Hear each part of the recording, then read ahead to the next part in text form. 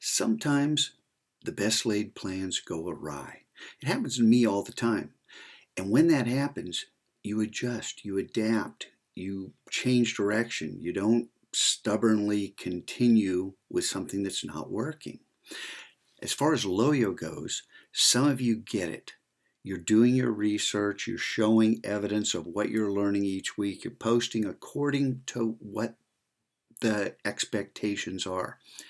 Others are kind of floundering. You're lost. You don't really know how to proceed. You haven't documented the work like you're supposed to. And your final grade is going to go down with you. So let me suggest a change of plans. In the optional quest, you might notice I have reordered these. The print strategies, this is just for people who, there's great stuff to learn here, but it's for people who intend to print something at the end of the year. So that's what these are about. The strategic and beautiful blurs are excellent skill building and an easy way to make goods.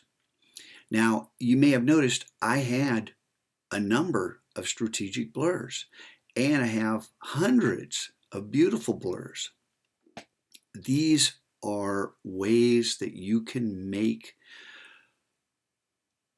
contribute to MacLab Media. This is good. Goods are good.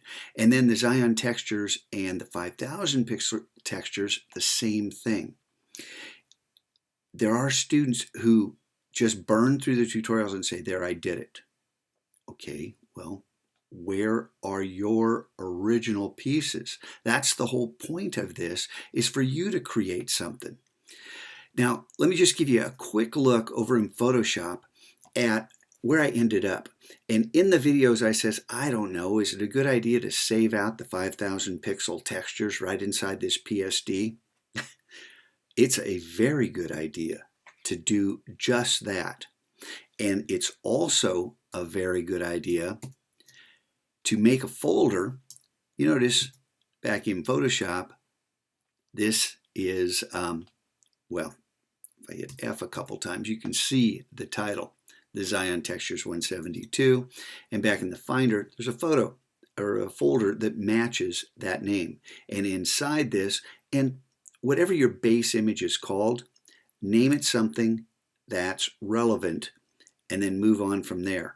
We start with the DNG, move to the PSD, and then save out the JPEGs, right? Now, I also said in the videos, it's not really necessary to move from dark to light. Well, a value study, which is what this is, moving from almost black to almost white, is a good exercise. And it gives us a wonderful array of textures. Now, this value study doesn't have to be 47 textures long, because a lot of those are going to look almost identical. And this isn't quite, you can see there's a big jump right here. And I need an intermediate texture that will fill that gap. But the whole idea is, if these textures look useful, then pursue it.